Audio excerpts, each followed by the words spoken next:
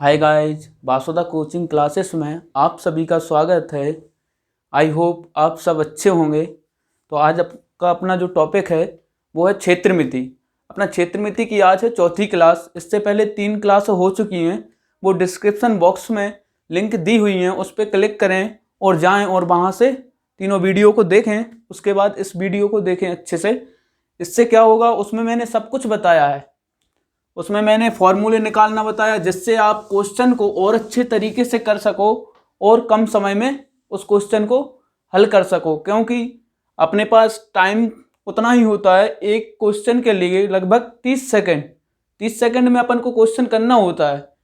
अब उसके लिए आपको फॉर्मूले निकालना मैंने सिखा दिया है। तो ठीक है, अपन करते हैं क्वेश्चन स्टार्ट।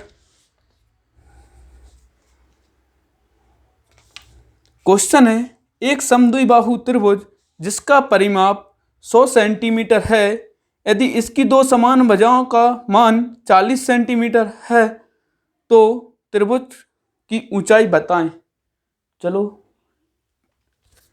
ये कौन सा त्रिभुज है? समद्विबाहु, नाम से ही प्रतीत हो रहा है। और अब इसमें दो समान भुजाओं की जो लंबाई है, प्रत्येक कितनी है? 40 सेंटीमीटर। और इसमें जो परिमाप है इसका, वो अपन ने दे के रखा है उन्होंने, परिमाप बराबर 100 सेंटीमीटर। तो अपन ने क्या निकालनी है? इसकी ऊंचाई निकालनी है। अब ऊंचाई निकालने के लिए अपन ने पहले इसकी एक और भुजा निकालनी पड़ेगी, तभी अपन ऊंचाई बता पाएंगे। क्योंकि अभी अपन को इसका तो पता ही नहीं कि इसकी भुजा क्या है, ना ही ये समबाहु त्रिभुज है कि अपन इसकी प्रत्येक 40 कर दें। ये समद्विबाहु त्रिभुज है, क्योंकि इसमें यदि अपन सारी 40 कर देंगे तो ये समबाहु त्रिभुज हो जाएगा। लेकिन ये तो समद्विबाहु है, मतलब दो भुजाएं समान है और उनकी माप दे के रखी है और परिमाप भी दे के रखा है। परिमाप मतलब बाहरी माप, बाहरी माप या मापन, ठीक है, वही क्या होता है? परिमाप। अब इसमें इसकी नहीं दे के रखी तो इसको x मान लेते हैं अपन। अब बाहरी माप 40 plus 40 plus x is equal to कितना दे के रखा है? 100 सेंटीमीटर। 40 दूनी 80 प्लस x बराबर 100 सेंटीमीटर। ये भी सेंटीमीटर है, तो ये वहां जाएगा उस साइड, तो 100 माइनस 80 20 सेंटीमीटर। अब इसकी जो लंबाई आ गई अपने पास, वो क्या आ गई? 20 सेंटीमीटर। यहां अपन 20 सेंटीमीटर लिख देते हैं। अब इसमें क्या निकालना है अपन? ऊंचाई। अब ऊंचाई को अपन निकालेंगे, इसका एक फॉर्मूला निकाल के बताया था मैंने। वो क्या था? 1/2 4 रूट में 4a² माइनस b²। ठीक है ना? यही बताया था मैंने आपको फॉर्मूला। तो चलते हैं, और एक और है, यदि फॉर्मूला नहीं आ रहा तो ए डालो डायरेक्ट। अब ये कितने हो गया? दो भागों में विभाजित कर दिया तो 10 10। ये कितनी है? 40। कर्ण है क्योंकि यहाँ समकोण है। 40 का स्क्वायर बराबर 10 का स्क्वायर प्लस हाइट निकालनी है अपन, h का स्क्वायर। तो 40 का स्क्वायर 1600 बराबर 10 का स्क्वायर 100 प्लस हाइट का स्क्वायर। अब इसको इस साइड लाएंगे तो ये कितना बचेगा? 1500 बराबर हाइट का स्क्वायर, स्क्वायर हटाएंगे तो यहाँ रूट चढ़ेगा। अब इसमें ए 10 इंटू 10 का है, तो इसको 10 को बाहर निकाल दो, वो 15। ठीक है, ये हाइट निकल रही है 10√15। ठीक है गाइस। और ये किसमें है? ये सेंटीमीटर दे के रखा है, तो ये भी किसमें आएगी? सेंटीमीटर में। इस बात का जरूर ध्यान रखें, जब क्षेत्रफल हो या इसमें, तो ये जो कुछ दिया हो वही यूनिट आएगी यहां। नेक्स्ट क्वेश्चन है,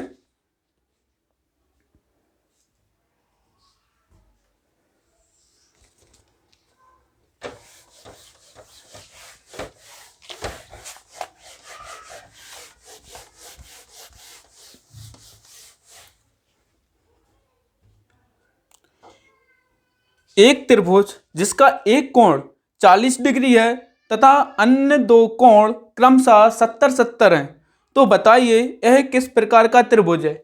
अब इसने दे दिया है एक त्रिभुज है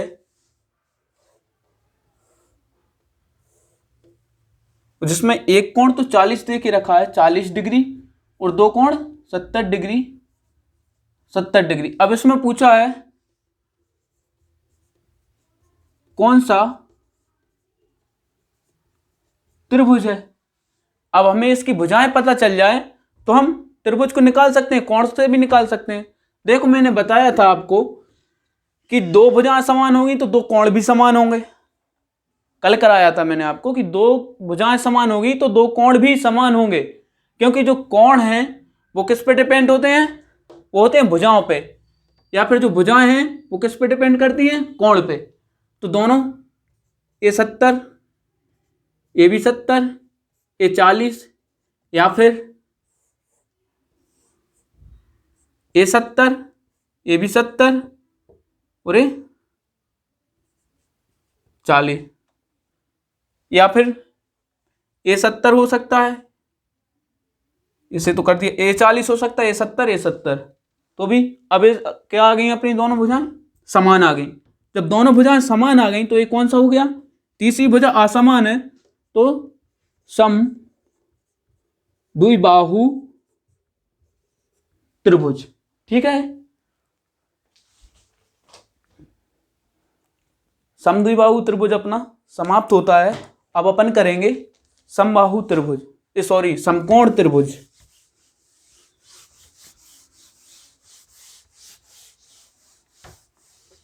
समबाहु समद्विबाहु अपने खत्म हो चुके हैं। अब आता है अपना समकोण त्रिभुज। समकोण का मतलब क्या, समकोण त्रिभुज वह त्रिभुज होता है जिसका एक कोण 90 डिग्री हो, और दो कोण कितने भी हो सकते हैं, एक कोण हमेशा ही जो 90 डिग्री ही होगा। मतलब ए आधार पे, या आधार पे क्या है, लंब 90 डिग्री का। अब ए 30 भी हो सकता है, ये 30 होगा तो ये 60 होगा, क्योंकि तीनों कोणों का योग 180 होता है। ये 60 होगा तो ये 30 होगा, कुछ भी हो सकता है, मगर एक कोण तो हमेशा 90 डिग्री का ही रहेगा।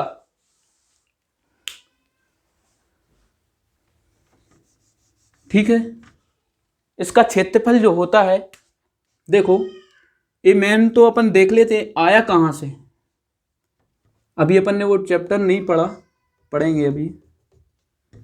ये क्या है अपना आयत, आयत है या वर्ग, कुछ भी हो सकता है, अपन नहीं है पता। यदि ये दोनों भुजाओं की जो लंबाई है वो समान हो, और इन दोनों भुजाओं की समान हो लेकिन इनसे भिन्न हो, तो ये क्या हो जाएगा, आयत। यदि ये चारों भुजाओं की समान है तो ये क्या हो जाएगा, वर्ग। तो अभी जो भी है अपन नहीं है पता।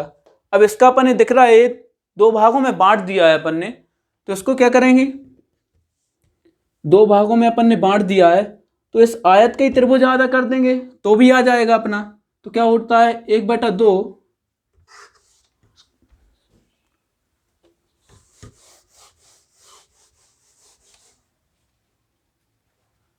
इसका समकोण त्रिभुज का, समकोण त्रिभुज का क्षेत्रफल वो होता है 1/2 आधार, इसे क्या बोलेंगे, आधार, और ये ऊंचाई। तो 1/2 आधार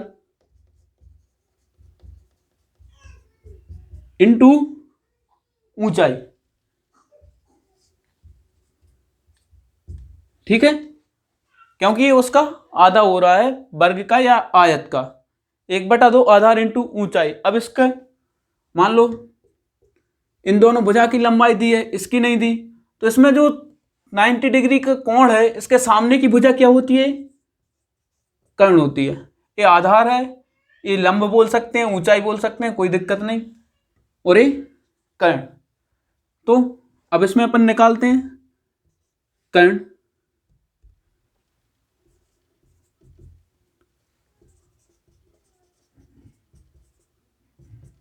प्लस ऊंचाई का, ठीक है, ये लगेगा इसमें। अब आता है अपना कोई परिमाप। परिमाप सब में एक ही लगेगा, तीनों भुजाओं का पहले समझा दिया है, ठीक है। अब जल्दी अपन क्वेश्चन कर लेते हैं इसका।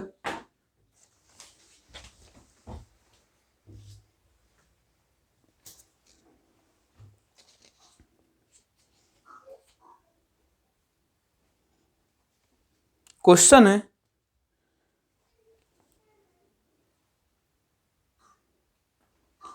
एक समकोण त्रिभुज, एक समकोण त्रिभुज जिसका आधार 10 सेंटीमीटर है तथा इसकी ऊंचाई 20 सेंटीमीटर है, तो इसका क्षेत्रफल क्या होगा। इसका जो आधार है वो 10 सेंटीमीटर है, जो ऊंचाई है, आधार जो है वो है अपना, देखो पहली बात तो समकोण त्रिभुज है तो 90 डिग्री ही होगा। अब इसमें आधार दे के रखा है 10 सेंटीमीटर और ऊंचाई दे के रखी है 20 सेंटीमीटर, ठीक है। तो इसका क्षेत्रफल क्या होगा। अब क्षेत्रफल अपन को निकालना है, तो क्षेत्रफल पता है अपन ने, क्षेत्रफल का फॉर्मूला क्या होता है, 1/2 आधार इंटू ऊंचाई। तो 1/2 आधार क्या है 10, ऊंचाई क्या है 20, दोनों केस में सेंटीमीटर, तो सेंटीमीटर हमेशा स्क्वायर ही जाएगा।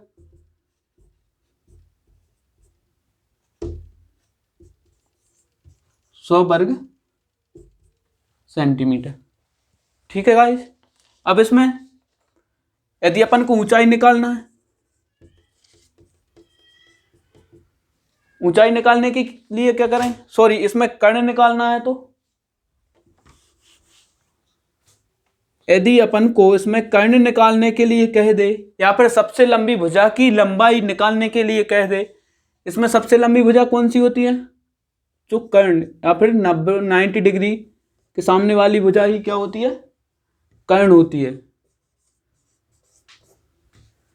तो कर्ण स्क्वायर बराबर वही लंब का स्क्वायर, अभी बता दिया मैंने, लंब का स्क्वायर या फिर आधार का स्क्वायर, कुछ भी कर दो पहले, कोई दिक्कत नहीं है। 100 + 400 तो क्या हो गया कर्ण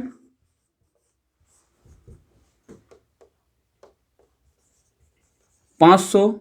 जब यहाँ स्क्वायर यहाँ से हटेगा तो यहाँ रूट जाएगा, रूट जाएगा तो यहाँ अपन देख लेते हैं, कर्ण बराबर ये 2 है तो यहाँ से 10 निकल गया बाहर, 5 10√5। अब ये किस में है, सेंटीमीटर में, तो ये सेंटीमीटर में आएगा। यहाँ ये किस में था, क्षेत्रफल था, तो क्या 2D मतलब वर्ग सेंटीमीटर, वर्ग सेंटीमीटर, ठीक है।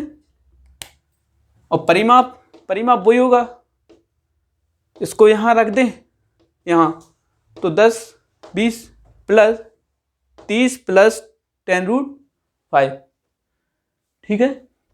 एक बात जरूर ध्यान रखना, त्रिभुज में कोई सा भी त्रिभुज हो, हमेशा ही ध्यान रखना पड़ेगा आपको ये बात का, किसी भी त्रिभुज की सबसे बड़ी भुजा अन्य दो भुजाओं से बड़ी, अन्य दो भुजाओं के योग से बड़ी नहीं हो सकती। जैसे कि सबसे बड़ी भुजा यदि अपन ले लें 50 सेंटीमीटर है, और अन्य दो भुजाएं ले लें अपन,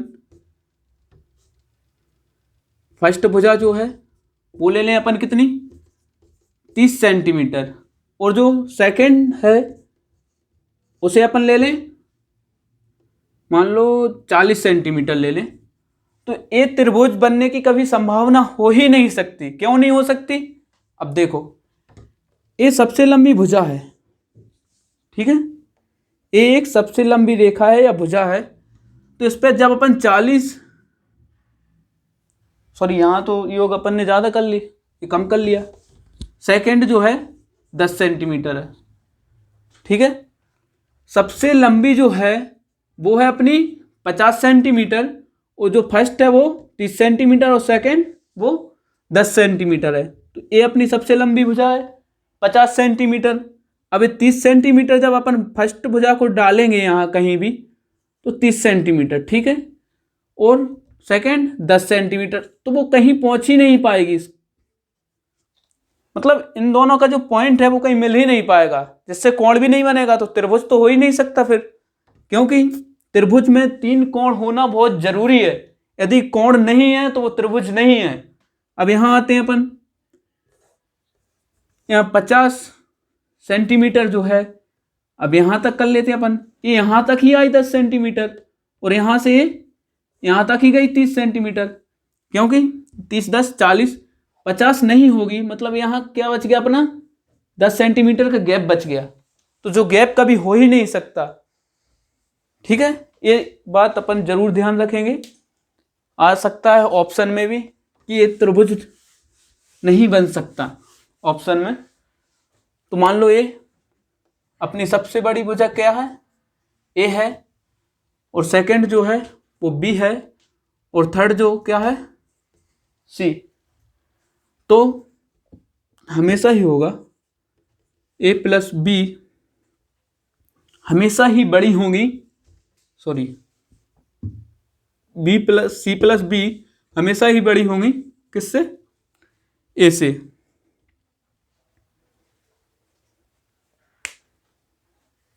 ठीक है गाइस, क्वेश्चन कर लेते हैं अपन इसके और।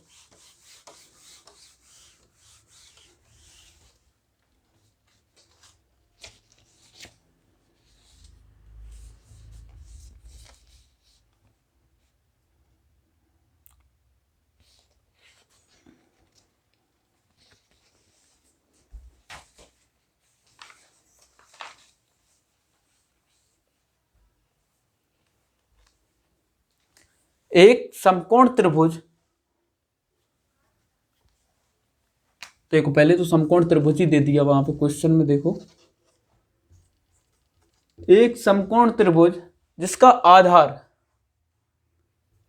10 है, और जिसका आधार तो वो 10 दे के रखा है, और जो कर्ण है या फिर जो सबसे लंबी भुजा है वो क्या दे के रखी है उसने,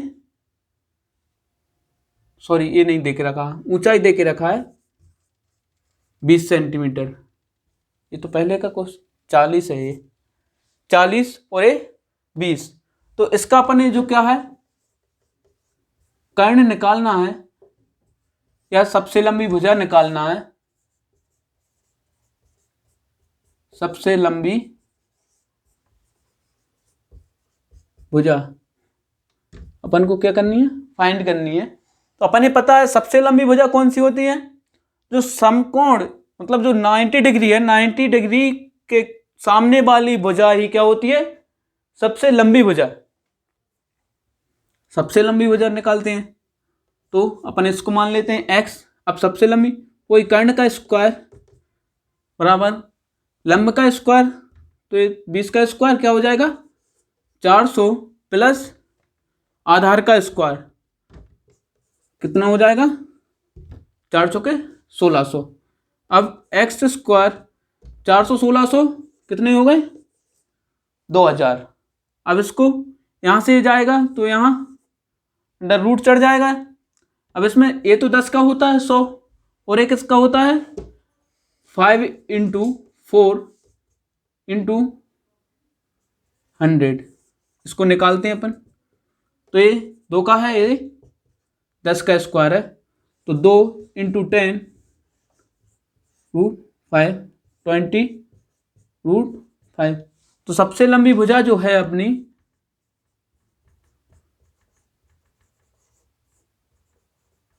वो क्या है 20 रूट 5, यहाँ क्या है सेंटीमीटर। ठीक है, एक और बात ध्यान रखने के लिए है, कभी भी चलो वो मैं आपको आगे बताऊंगा, आगे अच्छे से समझ में आएगा। जब अपने पूरे त्रिभुज खत्म होंगे उसके बाद बताऊंगा मैं वो आपको बात। ठीक है गाइस, तो अपन आज अपनी क्लास को यहीं विराम देते हैं, आगे कल नेक्स्ट क्लास में। बहुत बहुत धन्यवाद।